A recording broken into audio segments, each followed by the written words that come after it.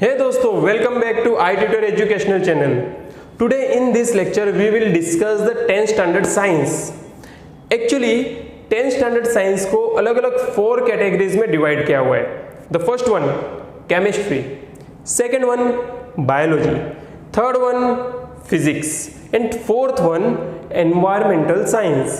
तो आज हम इसमें से सेकेंड वन बायोलॉजी को स्टडी करेंगे.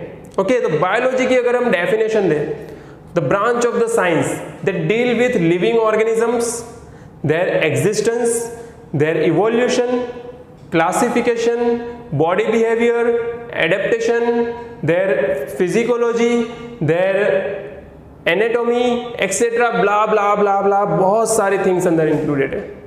लेकिन इसका सिंपल सा मीनिंग अगर हम निकालें तो होगा the study of living organism. Okay, तो biology that means study of living organism. Living organism के बारे में जो भी स्टडी की जाएगी वो सब साइंस की बायोलॉजी ब्रांच में की जाएगी. ठीक है, कोई भी लिविंग ऑर्गेनिज्म हो. तो अभी क्वेश्चन आता है कि sir what is the living organism. Living organism किसे कहेंगे? तो ऐसे ऑर्गेनिजम्स, ऐसे थिंग्स जो कुछ लाइफ प्रोसेसेस शो करती हो. दैट मीन्स ऐसी प्रोसेस शो करिए जिसके थ्रू हम कह सकते हैं दे हैव लाइफ, तो उसे हम कहेंगे लिविंग ऑर्गेनिज्म. तो ऐसी कौन सी लाइफ प्रोसेसेस है, किसे लाइफ प्रोसेस कहेंगे? तो बहुत ही सिंपल है. लाइफ प्रोसेसेस की definition, the processes by which every living organisms sustain their existence as living being is called life processes. For example, nutrition, respiration, transportation, excretion, growth, control and coordination. So let's study them individually. First one, nutrition. For doing any kind of work, for example, riding a bicycle, running, watching, okay, writing, we need energy. Even sleeping के लिए भी हमारी body को energy की requirement होती है. और ये एनर्जी हमें मिलेगी कहाँ से? यस, ऑफ कोर्स फूड में से मिलेगी. और ये फूड दैट मीन्स हमारे लिए है सोर्स ऑफ एनर्जी. जहाँ से हमें एनर्जी मिल रही है that means source of energy. हर एक लिविंग ऑर्गेनिज्म का कोई ना कोई एनर्जी का सोर्स है. We call that food. जो भी फूड है उसके अंदर अवेलेबल है कार्बन. दैट मीन्स वो कार्बन बेस्ड फूड है, उसे कहेंगे ऑर्गेनिक फूड. तो ये फूड कहाँ पर अवेलेबल है? तो सराउंडिंग में अवेलेबल है. तो सराउंडिंग में से वो फूड को बॉडी के अंदर एंटर करना है. तो ये जो प्रोसेस है जिसे हम कहेंगे इंजेशन प्रोसेस.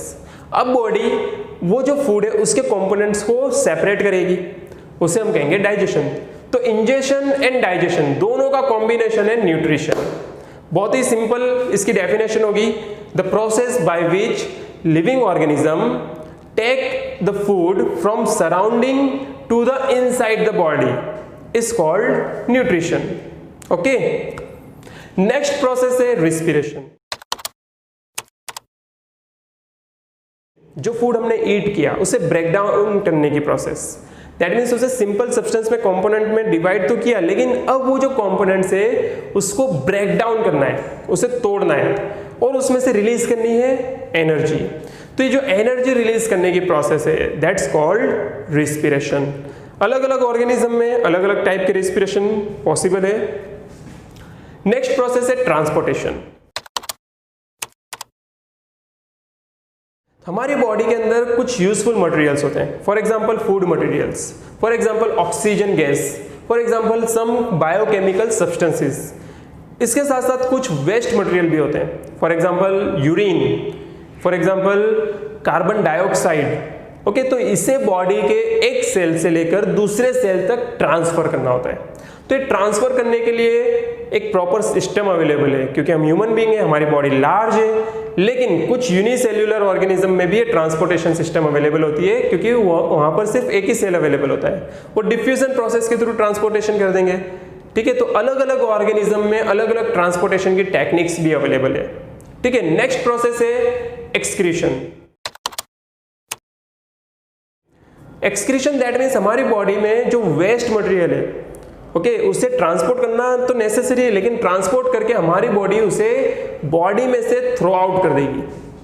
थ्रो आउट इसीलिए करेगी क्योंकि अगर वो बॉडी में कंटिन्यूअसली फिलअप होते गए तो बॉडी में हार्मफुल इफेक्ट शो करेंगे, डिसीज दे जाएंगे, अलग अलग काइंड के डिसीज हो जाएंगे.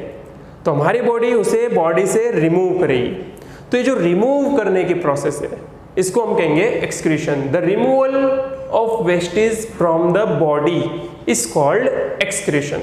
ठीक है, नेक्स्ट प्रोसेस है ग्रोथ। जो फूड हम ईट कर रहे हैं that contain two things, energy and some building material. तो एनर्जी का यूज तो हमने एक्टिविटी के लिए कर लिया, लेकिन ये जो बिल्डिंग मटेरियल है जो हमारी बॉडी में स्टोर होगा, हमारी बॉडी इससे ग्रोथ होगी। जैसे कि जब हमारा बर्थ हुआ था तो यहाँ पर हम थे चाइल्ड, धीरे धीरे ग्रोथ हुई, अब है यंगर, है ना, अब धीरे धीरे एल्डर हो जाएंगे और फिर उसके बाद डेथ हो जाएगी। तो जो पूरी लाइफ प्रोसेस है जिसके अंदर लाइफ के अंदर ग्रोथ बहुत ही इंपॉर्टेंट थिंग है। ठीक है, ग्रोथ कैसे होती है? तो फूड के अंदर जो सब्सटेंस होते हैं वो हमारी बॉडी को ग्रोथ करने के लिए यूजफुल होते हैं। नेक्स्ट है कंट्रोल एंड कोऑर्डिनेशन। हमारे सराउंडिंग में कोई भी चेंजेस होता है तो हम उसके अगेंस्ट रिस्पॉन्स करते हैं। फॉर एग्जाम्पल, अगर आप धूप में खड़े हो जाओगे, ठीक है, सनलाइट में आप ज़्यादा टाइम तक रहोगे तो हमारी बॉडी रिस्पॉन्स करेगी स्वेटिंग। अगर सडनली लाइट बीम आपकी आइज के ऊपर एंटर हो रहा है तो हमारी बॉडी जो आइज है उसे हम तुरंत ब्लिंक कर देंगे, है ना, होता है ना ऐसा। तो ये सराउंडिंग एनवायरमेंटल में चेंजेस हुआ और हमने उसके अकॉर्डिंग रिस्पॉन्ड किया। ये रिस्पॉन्ड करने के लिए हम कंट्रोल एंड कोऑर्डिनेशन का यूज करते हैं। कंट्रोल एंड कोऑर्डिनेशन के थ्रू हम रिस्पॉन्ड करते हैं। तो इस तरह की बहुत सारी प्रोसेस है जो लाइफ प्रोसेस को डिस्क्राइब करती है। ये सब प्रोसेस हम chapter number 6 life process and chapter number 7 control and coordination के अंदर डिटेल में स्टडी करेंगे। So thank you very much for watching the first part. Now next we will discuss nutrition process in the second lecture. यहाँ पर ये जो chapter है थोड़ा सा लेंदी है, इसके लिए इसके ज़्यादा पार्ट्स हो सकते हैं। So be connected with iTutor. Thank you for watching.